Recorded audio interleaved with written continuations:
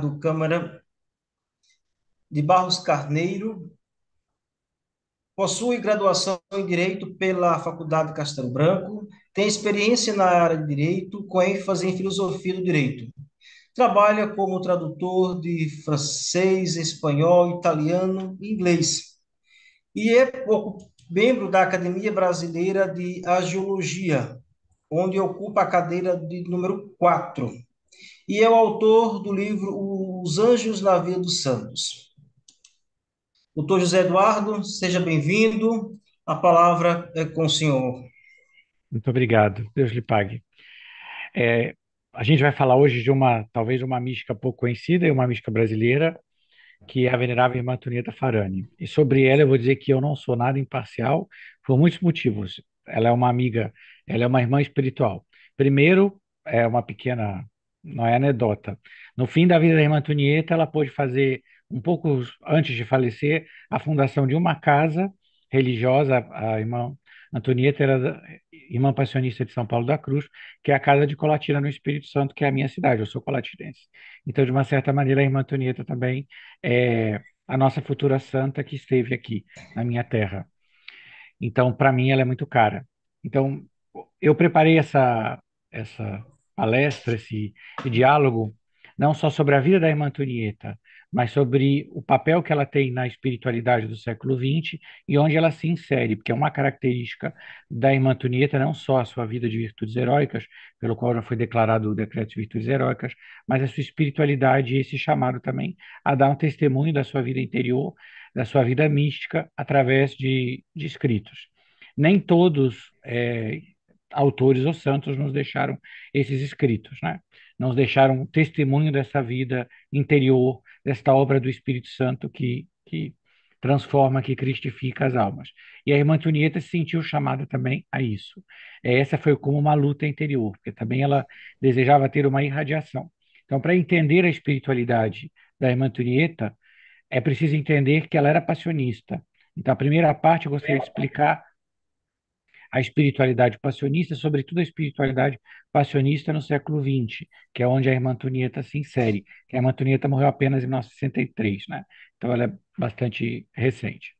A família passionista é fundada por São Paulo da Cruz, é um grande missionário místico, que é um homem bastante extraordinário, porque tão jovem chegou à união com Deus e, ao mesmo tempo, tem um testemunho de vida quase digno de um padre do deserto, sobretudo no início no Monte Argentário, e, ao mesmo tempo, um grande missionário.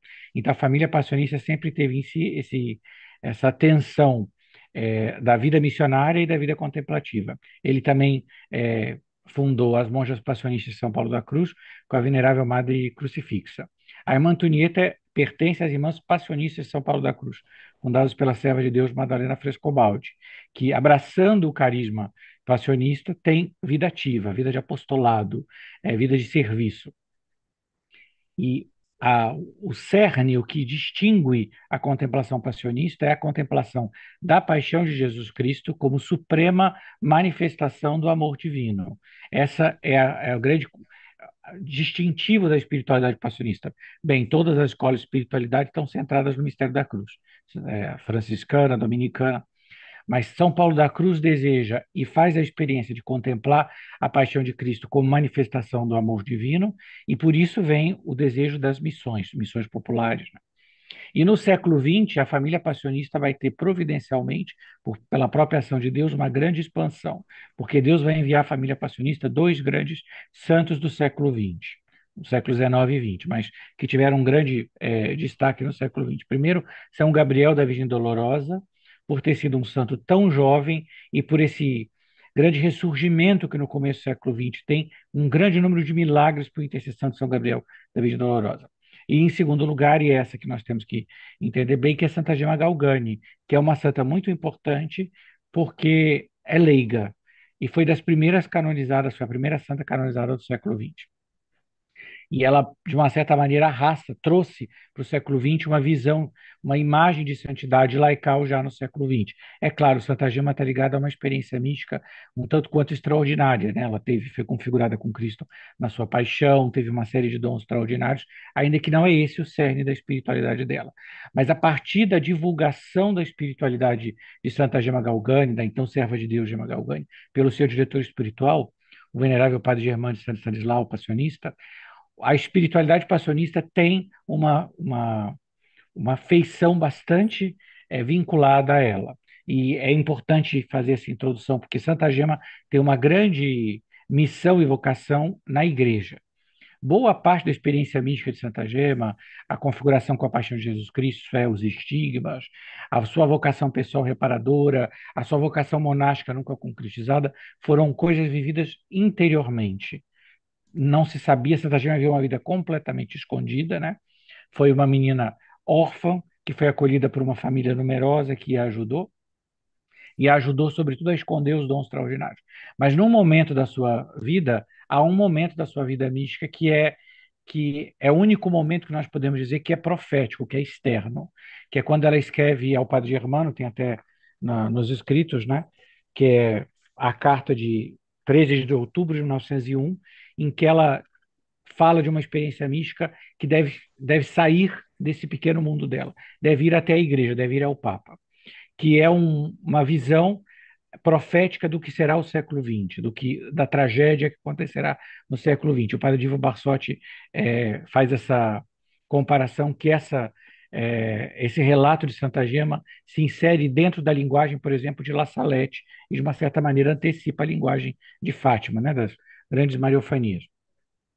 Ela deve contemplar o grande mal do pecado, que é algo muito próprio da espiritualidade de Santa Gema, né? Ela se sente abraçar todos os pecadores, né? Ela tem essa compaixão com Cristo crucificado. E aparece um desejo que deve ir ao Papa, o desejo de que preciso de vítimas e vítimas fortes, né?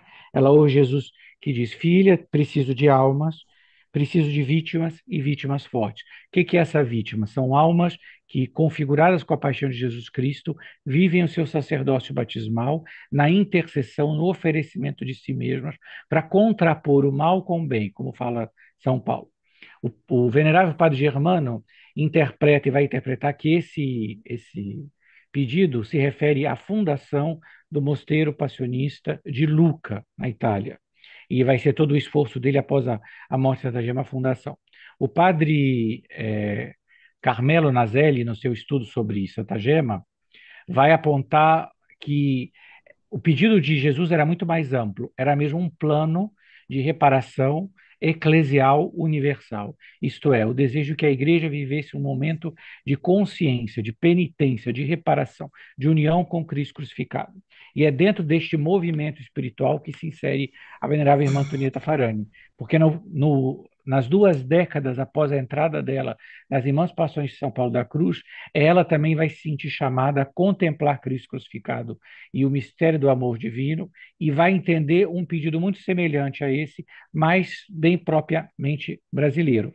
Então, nós, infelizmente, não temos publicados no Brasil a integralidade dos escritos da Venerável Irmã Antonieta, o seu diário espiritual integral, nem todas as suas cartas. Nós temos livros que fazem a trajetória espiritual e também uma parte das suas cartas enviadas à sua mãe, que após a entrada da Irmã Antonieta Farani, é, a irmã Antonieta Farani é filha de italianos imigrantes.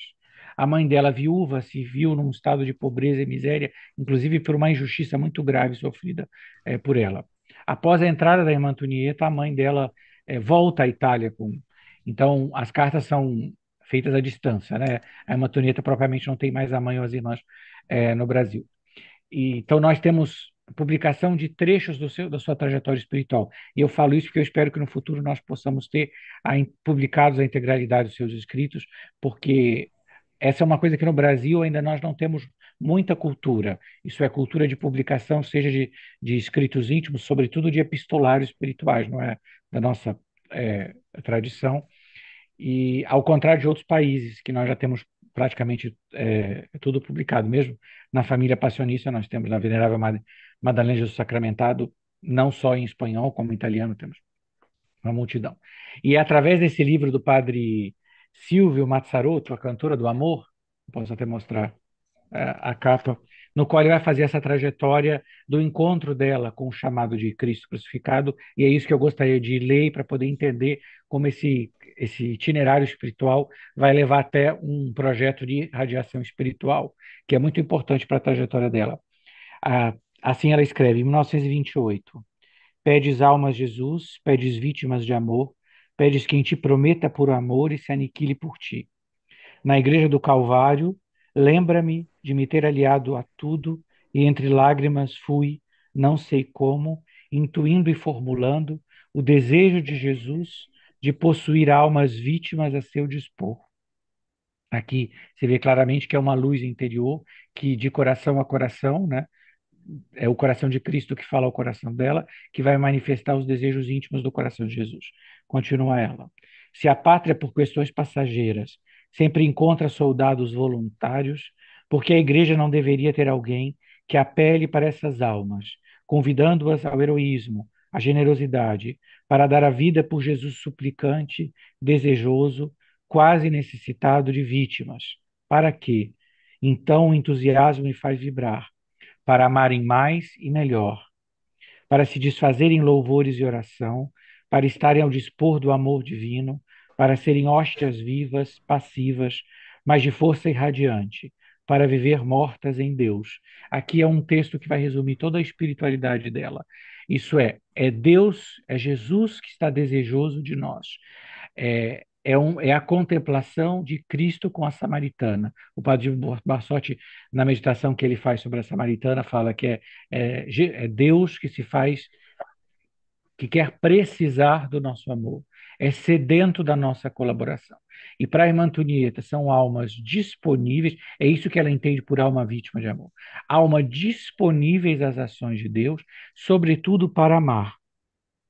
Para, quando ela diz aqui, para serem hóstias vivas. A irmã Antonieta, desde os primórdios da sua vida religiosa até o fim, vai ter uma disponibilidade como alma adoradora, sobretudo para adoração noturna. Então, são almas que se deixam penetrar pelo mistério da Eucaristia e por essa presença. Jesus quer vir a nós para nos transformar nele. E ela começa a entender que é um desejo de Jesus que essas almas irradiem, até porque o desejo que Jesus tem por almas não é exclusivo para almas religiosas. E essa é uma característica que aparece no chamado de Santa Gema nela. Santa Gema mesmo nunca vai ser religiosa. E é a partir desse chamado que ela vai aprofundar o seu próprio chamado, que é um chamado a ser ela mesma vítima e a viver essa, essa inclinação. Ela escreve, a partir de maio de 27, ela diz: nessa sucessão de renúncias e provas de amor, supliquei a Jesus a graça de um dia sentir para proclamar a todos: não sou eu, meu Deus, que vivo. E aqui é o anseio pela santidade, né? Que o santo é isso, é quem pode dizer com São Paulo: não sou eu quem vive, é Cristo que vive em mim. Então, já em 27, ela começa escrevendo: pedis almas, Jesus, pedis vítimas de amor, pedis quem prometa por amor e se aniquile por vós, e no eis-me aqui, qual me quereis, esgotava tudo o que podia provar minha doação. Mesmo nessa atmosfera de amor, de confiança, de abandono e também de certeza, enquanto ouvia Jesus a me dizer: sou eu, querida, quem te opero e vivo. É meu esse querer, é meu esse pensar. Aqui vem o chamado esponsal de intimidade. É Jesus que a chama de querida. É uma chamada à intimidade esponsal. Sou eu, querida, quem te opero e vivo. É meu esse querer, é meu esse pensar. Não sentia coragem de exclamar: não sou eu, meu Deus, que vivo. É o desejo constante de identificação com Deus. A partir daí, ela entende que ela deve dar uma resposta para Deus, que a nossa trajetória com Deus é uma trajetória de chamados e de oferecimento, de chamado e de oferecimento. A primeira resposta a irmã Antonieta vai dar no Natal de 1928 com o voto de amor, que também é uma característica da família passionista. Compreender que a resposta de Deus é, sobretudo, uma resposta de amor, de tudo fazer por amor. Por exemplo, na espiritualidade da Venerável Madre Madalena de Jesus Sacramentado, que foi monja passionista, e foi uma grande escritora mística do século XX, inclusive porque ela teve, ainda em vida, uma grande repercussão além do claustro, porque a Maria Madalena, que é do núcleo fundador do Mosteiro de Luca, pedido por Jesus a Santa Gemma Galgani, quando vai à Espanha, pôde conhecer o servo de Deus, Padre Juan González Arinteiro, restaurador dos estudos místicos na Espanha, e através dele ela começa a escrever com pseudônimo na revista que ele fundou, La Vida Sobrenatural, com o pseudônimo de J. Pastor. E toda a vocação da Madre Madalena está vinculada ao amor e também à divulgação deste voto de amor, que é central na Irmã Madalena também o voto de amor. Então a gente vê que ao mesmo tempo, em continentes diferentes, se vive dentro da família passionista esse mesmo impulso de dar uma resposta de amor, de dar uma resposta a um voto de amor. E o que que a irmã Antonieta entende por voto de amor?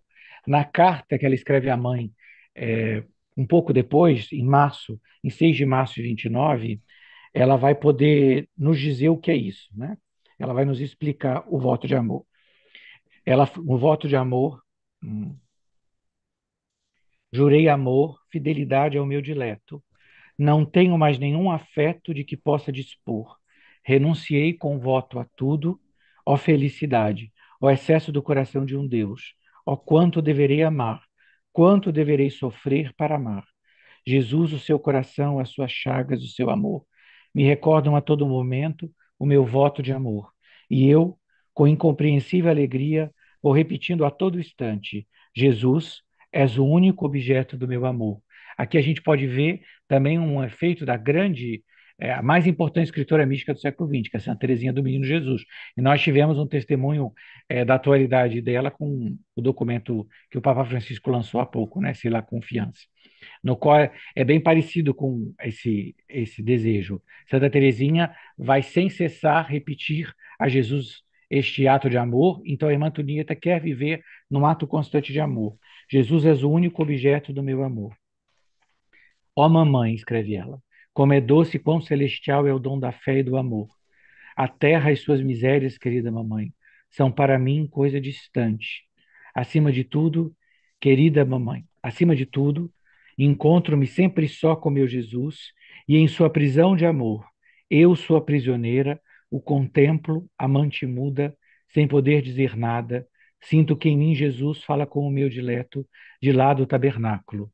Aqui a gente vê que a vocação de amor se centra nela numa vocação eucarística, né? Ela contempla Jesus. Mas fitando o meu doce Jesus crucificado, ó Mãe, é o meu esposo, é meu único amor. Ó Mãe, peço-lhe que apresente a Jesus o seu como meu mais ardente desejo. Aqui tem a consumação do voto de amor. Ofereça-me a Jesus como sua vítima de amor. Espero dia após dia, desejo ardentemente ser crucificada com ele. Mas Jesus não me concedeu ainda esta licença. Confio na sua ardente sede de almas que queiram acompanhá-lo até o Calvário. Aqui vê que é o que ela deseja. O voto de vítima para ela é um voto de amor, é uma preparação para o oferecimento como vítima do amor. E é o desejo que ela tem de, contemplando Jesus, se fazer ela mesma hóstia, se fazer ela mesma oferecimento. Ó mamãe, recorro às suas orações. Aqui a gente vê a intimidade dela com a própria mãe, que pode falar dessas coisas tão íntimas, sabendo que vai ser compreendida. Ó mamãe, recorro às suas orações. Eu quero a Senhora que é a minha mãe e me deu o coração. Lembre a Jesus nestes dias tão santos, que uma alma deseja ardentemente estar unida a Ele, a hóstia da quinta-feira e a vítima da sexta-feira. A oração e a oferta do coração materno é mais doce ao coração de Jesus.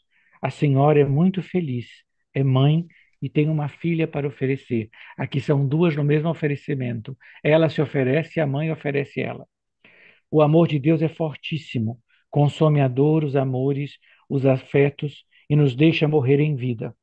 A senhora lê o que desejo, o que espero de sua pessoa, mãe caríssima, e das irmãs. Nada mais do que um ato de perfeito abandono ao amor de Deus, pois é o que a senhora me instilou com as expressões: Deus providencia, seja tudo pelo amor de Deus, pense somente em Deus, abandone-se em Deus, deixe tudo. Aqui a gente vê que a primeira mestra dela é a própria mãe. Então ela pode falar com ela abertamente. Oh, como são doces e salutares esses pensamentos! Quanto sou devedora a Jesus por me ter feito sorver de seus lábios maternos o leite da sua vida espiritual. É melhor obedecer do que sacrificar. Estas suas palavras permanecem vivas no meu coração. Perdoe-me, cara mãe, os meus caprichos. Então eu não compreendia que o amor se manifesta amando e obedecendo. Jesus, minha luz, refletiu os seus raios em minha alma através da Senhora e me manifestou que devia pensar somente nele, esquecendo certas coisinhas que me impediam de voar aos seus amorosos braços. Hoje não sei como vivo, como que me dão, sem exceção, durmo quando me dizem vá dormir, canto com minha célebre voz, etc. Vivo em Deus, respiro a todo momento, meu Deus, e na doce certeza de que Deus vive em mim, e o que meu Deus me ama até a cruz, nada desejo senão ser verdadeira esposa, verdadeira amante, verdadeira vítima escrava do meu Deus. Aqui tem quase um resumo da sua espiritualidade. Abençoe-me, mamãe, perdoe-me tudo, ofereça-me sempre a Jesus como prova de seu amor por ele. Agradeço-lhe de coração pela dupla vida, o duplo leite que me deu, isto é, o material e o espiritual. Beijo-lhe a mão, abraço-a, repetindo as últimas palavras que lhe disse no último abraço há 2 anos. Mamãe, mamãe, amarei sempre só a Jesus. Sou sua filha, que sempre a encontra na imensidade de Deus que nos envolve e que lhe deseja uma santa Páscoa. E assim, mortas para o mundo, possamos ressurgir com Jesus em Deus, para vivermos já nesta terra a vida verdadeira para a qual a Senhora foi criada, juntamente com sua filha, infinitamente feliz, irmã Antonieta. A gente vê como essa vocação começa a ser formada nela com a mãe, e aqui chega a consumação nesse desejo de se oferecer. Então, da mesma maneira como na noite de Natal de 28, ela se oferece pelo voto de amor. Na noite de Natal de 29, ela pode finalmente fazer a sua oferta de vítima. Ela vai compreender que o chamado de amor de Cristo crucificado exige dela esse desejo de ser assim, uma alma vítima. Aqui, a sua vida mística vai se acelerando na experiência do amor até uma grande data para ela, que é de 24 a 25 de setembro de 1932. Ela passa imóvel e de joelhos a noite toda aos pés do sacrário.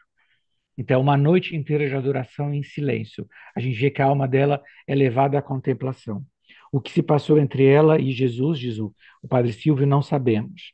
Anos mais tarde, escreverá que conservava daquela prolongada oração viva lembrança na mente e no coração.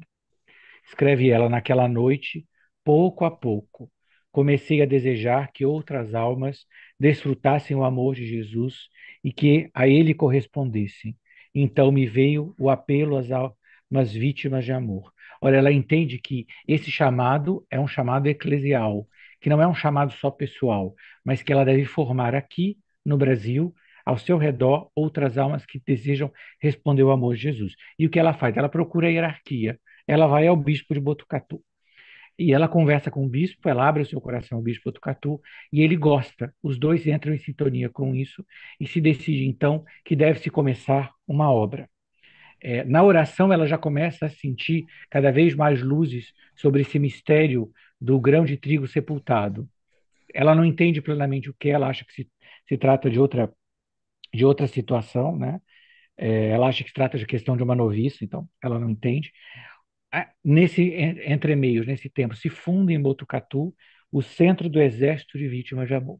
Então, finalmente, se tem uma, uma repercussão externa. É quando, então, ela compreende, ou melhor, a providência vai lhe dar um momento de provar que o seu oferecimento é completo e ela também deve sorver o cálice até a última gota.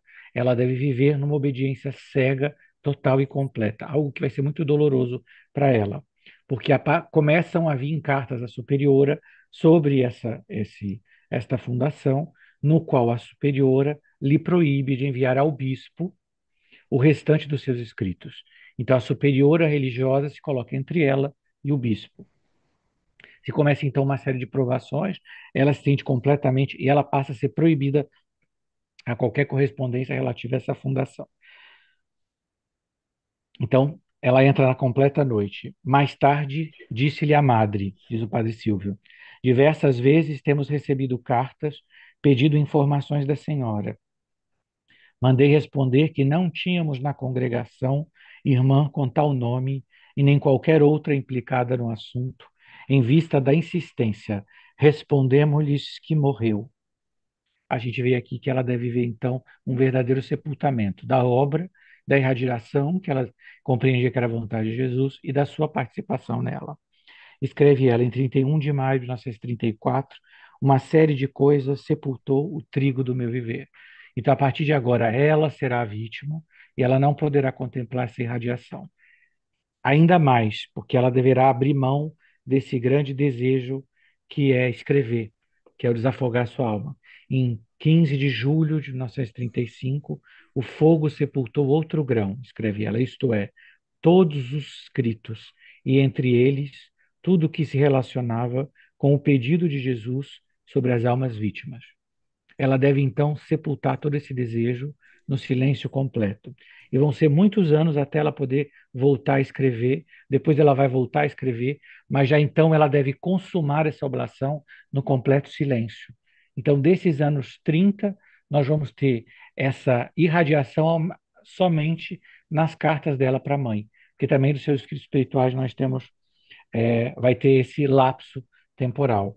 Então, ela deve viver ela mesma a vocação que ela entende que Jesus pedia a ela, que e pedia mais, pedia para muitas outras almas.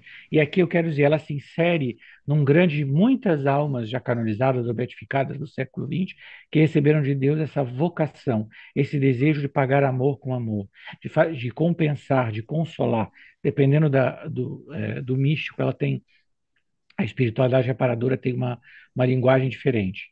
E com uma característica para mim, é um pedido feito no Brasil. E o Brasil não tem muitos escritos místicos, nem nós nos vemos como um país com muitas experiências místicas, o que não é verdade, né? Nós todos sabemos, mas não é assim que em geral se vê. E ela vem mostrar que não, que é um pedido à generosidade também do Brasil. Na carta de 39, de 29, de 30 de junho de 29 para a mãe, ela vai explicar assim: o amor é o vínculo que nos une a Deus, a graça divina que nos transforma, e depois a vocação passionista, ser crucificada. Aqui se vê como ela entende que tudo isso é uno no coração dela, ser passionista, a vocação de amor, ser crucificada. Ó Mãe queridíssima, saiba que minha vida em Deus não é somente feita de amor, mas para cumprir o dever de minha vocação, deve ser vida crucificada em Jesus. Feliz de mim de poder e dever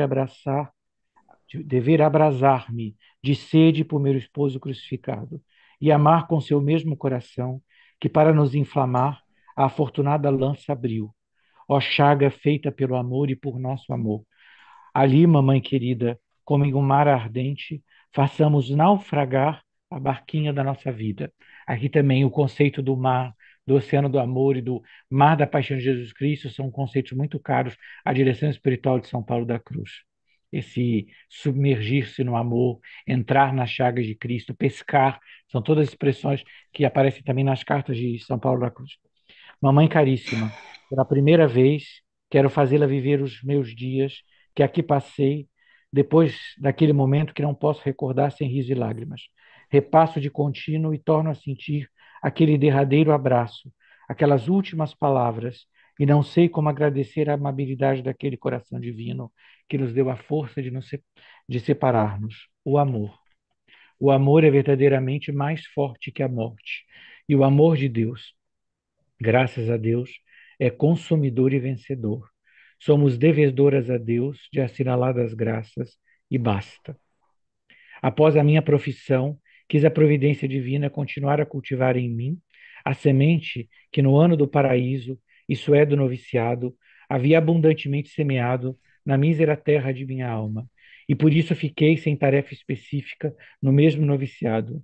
Imagine, mamãe, sem outra responsabilidade a não ser a de amar, e amar sempre com mais ardor o meu Jesus, que já se tornou, pelos santos votos, o meu esposo adorado.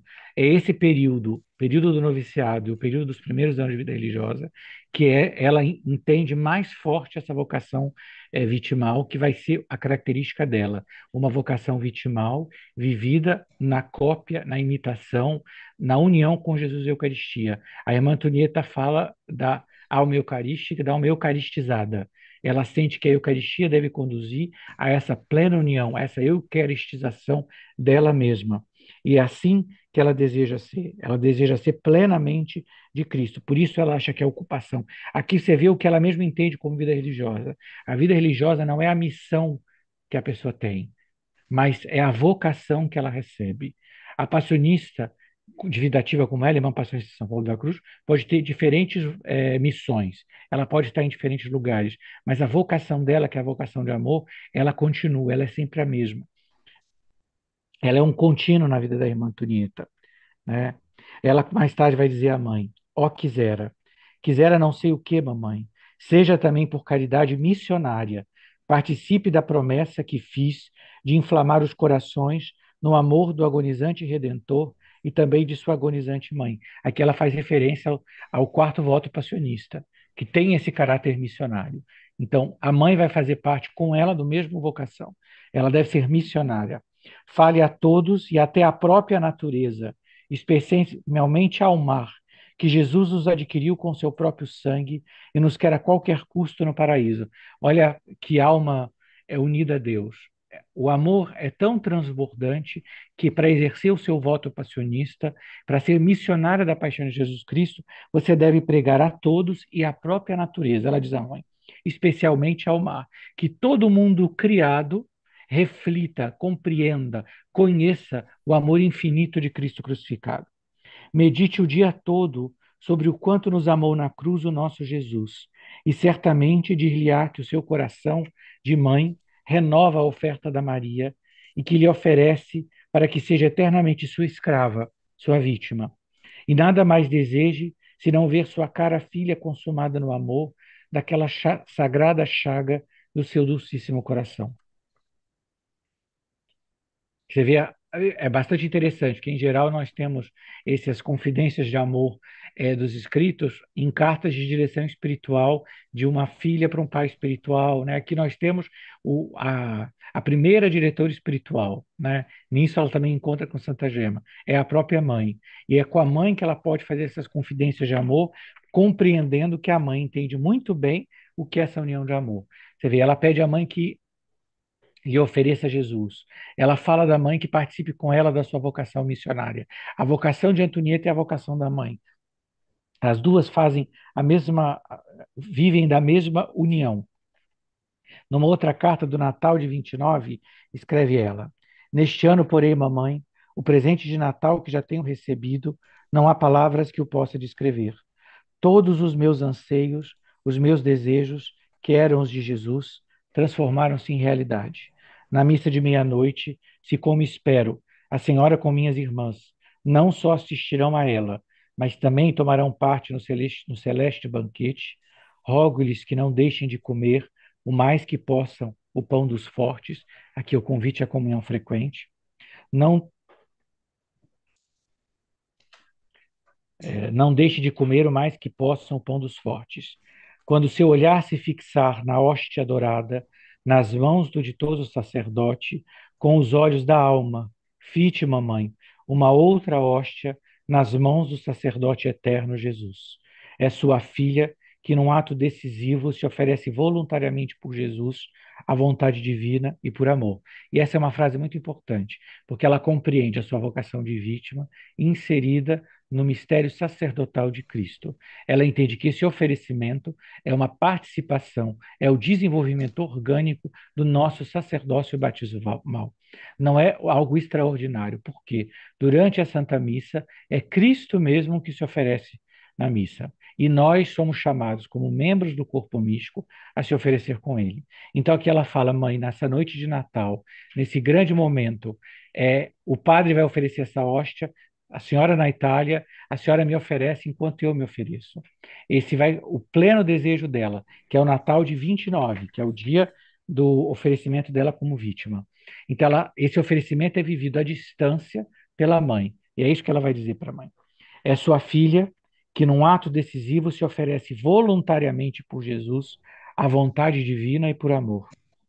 Os meus votos não serão de mês em mês, como lhe escrevi, mas para sempre. Feliz mãe, no voto de amor, jurei a Jesus amá-lo com todo o amor possível. No fundo do meu ser, eu uno ao meu mísero coração o seu e o das irmãs. Você vê, no oferecimento, ela oferece ela, o coração das mães, da mãe e o coração das suas irmãs. É uma família única num mesmo oferecimento. Pois, embora estejamos separadas por amor a Deus, o mesmo amor nos deve unir em Deus.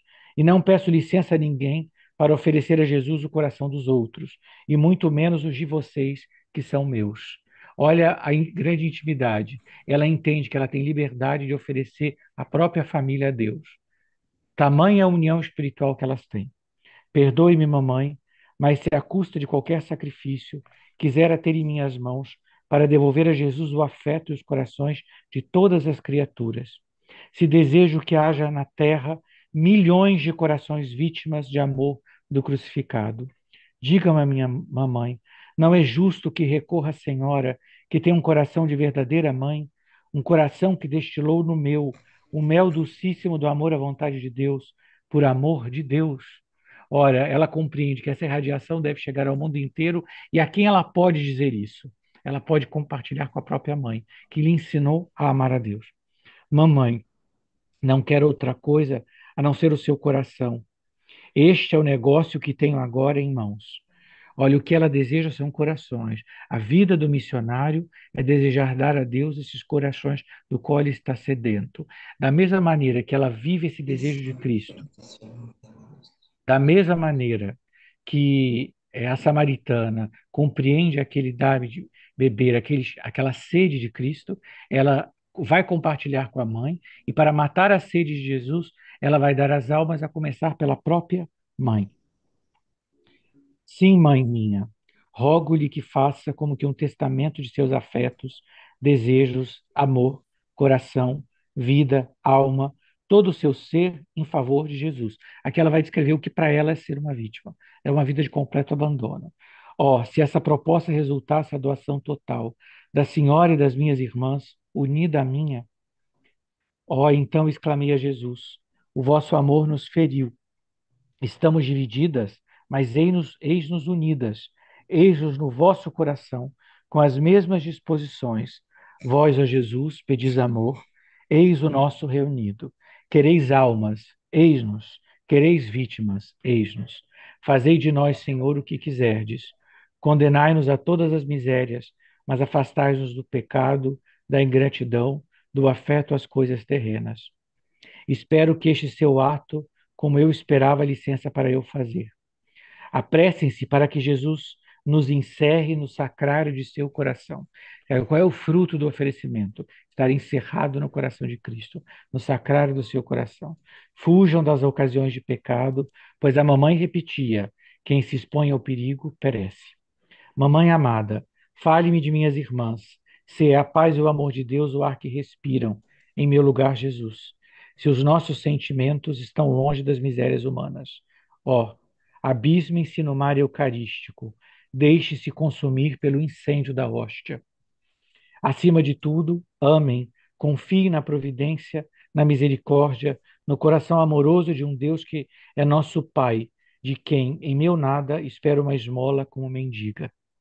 Mamãe, a nossa guia, a nossa luz Maria, que é nossa mãe, espera, pedindo nossas boas resoluções, os nossos desejos, para abraçando-nos, conduza-nos ao seu divino Filho, que não cessa de gritar: tenho sede. Quero almas, quero vítimas, sou muito ofendido pelas criaturas que amo. Consolemos Jesus, entreguemo-nos a Maria, não temamos nada a não ser o pecado, e num ato de ardente amor filial, aos pés do tabernáculo, no dia ou na noite de Natal, abençoe-me, perdoe-me e dê-me o seu coração, com a qual quero amar e agradecer ao nosso Jesus, sua filha. E ela vai terminar com a frase: mísera, escrava e vítima do crucificado. Então, aqui tem um resumo. E esse fogo de amor na irmã Antonieta é forte, porque a irradiação da irmã Antonieta é a irradiação de amor. Na biografia do padre Bernardo Maria Canali Passionista, ele conta um fato é, que é testemunhado pelas suas noviças, né? Escreve ele, conta ainda a mesma testemunha o seguinte fato maravilhoso ocorrido numa aula de catequese, ministrada pela Santa Mestra às noviças e postulantes. O assunto versava sobre a Eucaristia. De súbito, enquanto ela falava, ficou envolta como numa nuvem branca. De sua boca saíam chamas de fogo misterioso. Éramos 13 noviças e 8 postulantes. Isso nos deixou como que estarrecidas. O fato atraiu a atenção das noviças e de uma postulante, enquanto as demais, admiradas, perguntavam o que havia acontecido. É tão grande a consumação, é tão grande o holocausto do amor eucarístico, é dela que, ao falar da Eucaristia, ela mesma se torna um braseiro. E Deus dá como esse sinal às noviças do que é o amor eucarístico. É uma doação total e completa de Jesus, em Jesus e para Jesus. É essa a vocação dela. Porque para ela, ela vai escrever assim, já em 56. Hoje, ó Jesus, olha, comemorando o 27º aniversário da sua entrega como vítima de amor.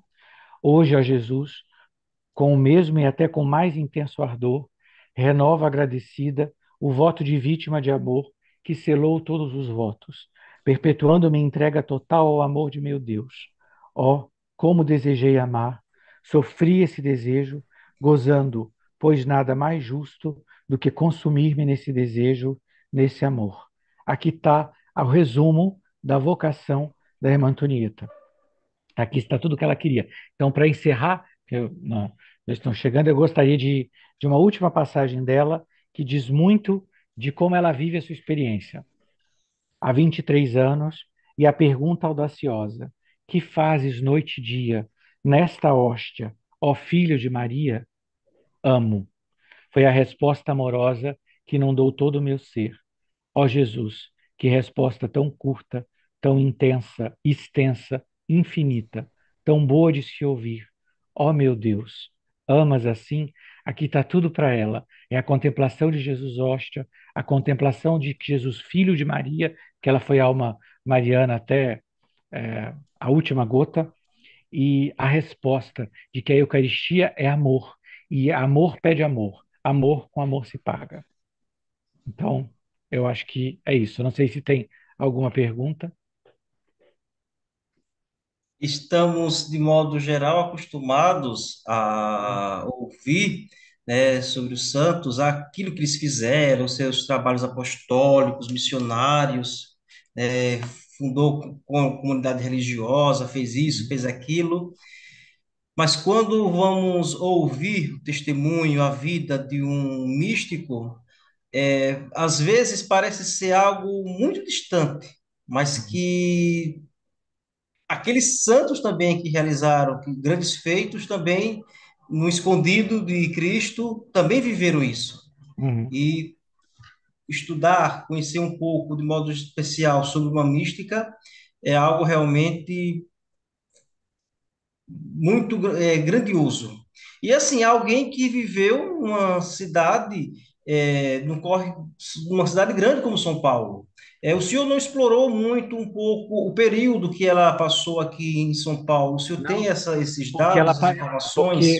não, porque ela tem uma série de diferentes casas que ela passa, que a irmã Antonieta é curitibana, né? Ela é paranaense. Então as irmãs vão sendo sempre transferidas para o interior de São Paulo, para o Espírito Santo, para o Rio de Janeiro, para São Paulo. Ela acaba falecendo em São Paulo, que é quando elas vêm fundar em Colatina, é quando aqui ela já tem o testemunho, elas compreendem que ela já está doente, e ela volta a São Paulo e ela já terá alguns meses de viver, né? Ela já vai ser consumada na sua enfermidade, né? E ela tem um trajetório, eu posso até ter de cada uma das casas, aqui tem que ela passa. A vida da irmã Antonieta foi muito simples na vida externa, porque a vocação de amor é fazer toda a sua obrigação transformada com amor. Então, as obrigações dela eram no apostolado, seja escola, seja hospitais. Então, por exemplo, em 27 ela vai para a Casa Provincial de São Paulo.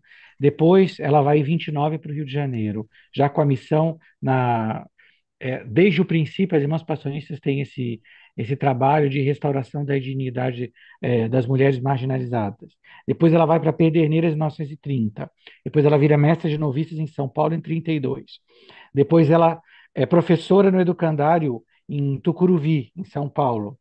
Depois, novamente, superiora na Escola Paroquial Coração de Jesus, em Pederneiras. Depois, superiora do Asilo São Vicente de Paulo, em Curitiba.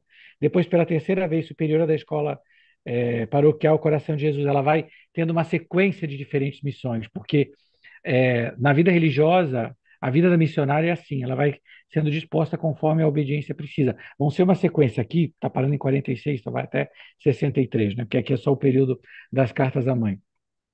Ela, inclusive, é famosa pelo trabalho no hospital, pelo trabalho com os enfermos, por uma série de trabalho. Mas tudo isso, para ela, é testemunho disso. Por exemplo, uma das características dela é o gosto que ela tinha pelo trabalho, eu vou dizer editorial, mas não é isso, pelos panfletos santinhos, Relógio da Paixão, orações que ela mandava imprimir e distribuía. E isso ela ficou famosíssima, por isso que até existe, a gente manda até hoje, tem onde assim era a irradiação do voto passionista, do voto de memória da paixão de Jesus Cristo, né? Que é o característico da família religiosa passionista. Então, a vida do místico não é em nada diferente da vida de uma pessoa comum. É a vida religiosa dela em plena. O que faz o heróico é que o amor transforma todas as coisas. Então, não é só ser professora, é como é professora. E a disponibilidade dela foi completa. A gente viu, inclusive, é, nessa obediência heróica, né? Que foi precisar queimar todos os seus escritos, inclusive o trabalho, né? E para mim essa é uma das coisas que eu acho que a gente devia ter, que a história da espiritualidade no Brasil é pouco aprofundada, né? A gente não tem esses. Nós tivemos vários momentos, sim, movimentos espirituais que tiveram mais ou menos sucesso, mas que começaram no Brasil. O senhor falou em panfleto, falou em Santinho. Eu gostaria que o Uhum. José Maia fizesse a projeção do Santinho da Venerável. É interessante quando a gente ouve falar sobre alguém, né, ter ao menos uma fotografia para que a gente possa É. se situar um pouco. Uhum. Eu vou, enquanto o Maia faz a projeção, eu vou ler aqui alguns comentários que foram deixados no chat. Uhum. É o Ricardo Oliveira, que é de Portugal. Ele escreve: muito interessante ter escolhido a própria mãe para como confidente a quem entrega os segredos de sua alma. Depois ele pergunta: podemos aqui, ao falar da alma vítima, de viver um martírio branco? O seu amor não é a imagem daqueles corações que os namorados costumam desenhar nas paredes ou esculpir nas árvores, mas é o olhar para a cruz que ela que vive mas é ao olhar para a cruz que ela vive o amor. Ele pergunta, terei entendido bem. Depois ele faz aqui um comentário sobre uma comparação sobre a Beata Alexandrina, lá de Portugal, que teve uma mística. Depois o Fabrício Araújo, né, ele comenta: visitei a casa memorial dela aqui em Colombo, no Paraná, vale a pena conhecer. Depois ele pergunta: há algo que explique a perseguição de sua superiora? Ela parece ter sido deliberadamente crua, no caso, a superiora. É, Depois ele diz que faltou falar sobre o Paraná, mas depois o senhor citou um pouco as é. comunidades por onde ela passou, e depois ele comenta, se Deus quiser, logo nossa primeira santa paranaense, aqui em Colombo tem um memorial onde ela viveu. Uhum. Então, poderíamos perguntar ao senhor, essa questão da perseguição que ela sofreu por parte da superiora. Na verdade, nós temos as biografias de Irmã Antonieta que nós temos hoje são bastante curtas, então elas não chegam a entrar em muitos detalhes, a não ser no Cantora do Amor, que ele tem que explicar de maneira clara, mas é bem breve. E aí vem um problema também de lidar com santidade de pessoas tão recentes. É que boa parte das pessoas que viveram, estão vivas ou conviveram com pessoas vivas, né? Algo um pouco paradoxal aconteceu, por exemplo, nas últimas publicações, nos últimos 15 anos, sobre outra passionista, a Venerável Madre Madalena, do qual se publicou praticamente todos os escritos, porque nós também tivemos que lidar com situações bastante difíceis dela com a superiora, ou de quando ela não foi, ela teve que sair de Luca e voltar para a Espanha, algo bastante difícil de lidar. Mas os santos também têm que viver com essa fragilidade, né? Nós temos tanto o Memorial da Irmã Antonieta no Paraná, como nós temos o túmulo da Irmã Antonieta em São Paulo.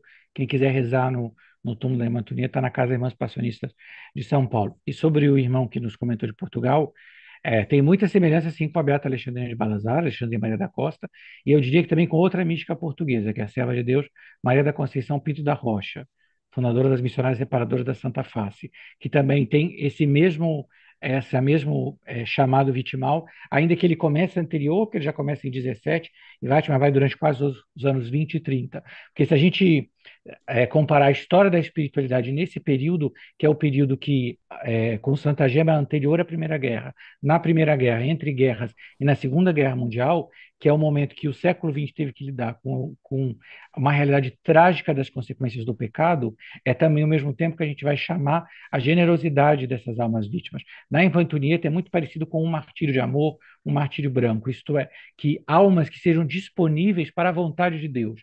Para a Irmã Antonieta, a gente vê que ela fala isso com a mãe, ela aprende da mãe a abraçar a vontade de Deus. Então, a vontade de Deus se manifesta nas circunstâncias e na obediência. E é aí que eu manifesto o meu amor. Né? Quando ele fala, realmente não é um amor sentimentalista. Eu acho que é aí que vem a expressão de Santa Gema, que Jesus quer vítimas e vítimas fortes. Significa que a nossa vida cristã não é uma vida de puro sentimento, é uma fidelidade cotidiana, é uma resposta de amor na fidelidade cotidiana. E aqui no, nas mensagens do YouTube são de comunidades que estão assistindo, que estão participando. As comunidades de Colatina, no Paraná, Colatina Espírito Santo, comunidades do Paraná e comunidades passionistas de Roma, como também agradecimentos por tornar a vida, a obra da Venerável mais conhecida. José Eduardo, palavra do senhor para suas considerações finais. E eu gostaria de agradecer a todos e gostaria de dizer que a gente tem no Brasil também uma riqueza de santos. E às vezes as pessoas nem sequer sabem, né? Passa desconhecido, né? E no caso da Irmã Antonieta, foi muito impactante quando eu descobri, porque literalmente foi de perto de casa. As irmãs passionistas não são muito longe daqui, e a minha família, pessoalmente, sempre teve uma amizade muito grande com as irmãs. E quando eu descobri a Irmã Antonieta, teve esse mesmo impacto. Ora, a santidade não é uma coisa distante da minha vida. Quem mora em São Paulo pode visitar o túmulo dela, que não é algo que está fora. Às vezes nós temos a falsa impressão que o santo é feito de nuvem, como se fosse uma entidade, coisa que não é. Né? Sofrem com as mesmas dificuldades e misérias que nós, têm que sofrer dificuldades como nós, mas está na resposta que vem da contemplação do amor crucificado, essa é a diferença. Santa Teresa fala que a porta do castelo é a oração. Então também é na oração que a gente aprende a contemplar o amor infinito de Deus e a dar uma resposta de amor, porque esse é o que Jesus espera de nós, né? É o cerne da espiritualidade de Santa Teresa do Menino Jesus. Amor com amor se paga. Antes da sua apresentação, eu conversei com a irmã Denise, que é passionista Hum, aqui em São Paulo, e outro dia eu tinha conversado com ela. Eu disse: olha, irmã, quando eu comecei a estudar um pouco aqui os santos, então eu fui catalogando aqueles que os túmulos estão em São Paulo, e de fato eu não sabia onde está o túmulo hum, dela. E eu moro aqui em Pirituba, de Pirituba para o Butantã, estamos na mesma região episcopal, hum. região Lapa, então já marquei com a irmã, falta só acertar o dia para fazer essa visita, conhecer um pouco mais sobre a Venerável Antonieta. José É muito bonito porque ela está na igreja e o sonho dela era passar o céu dela no sacrário. Né? Uma parte da espiritualidade da Antonieta é toda a ser eucarística. E quando a gente entra ali, a gente vê ela realmente aos pés de Nosso Senhor, a gente não pode imaginar a felicidade que ela tem também com os seus restos mortais, da testemunho da presença real de Jesus na Eucaristia. José Eduardo, muito obrigado.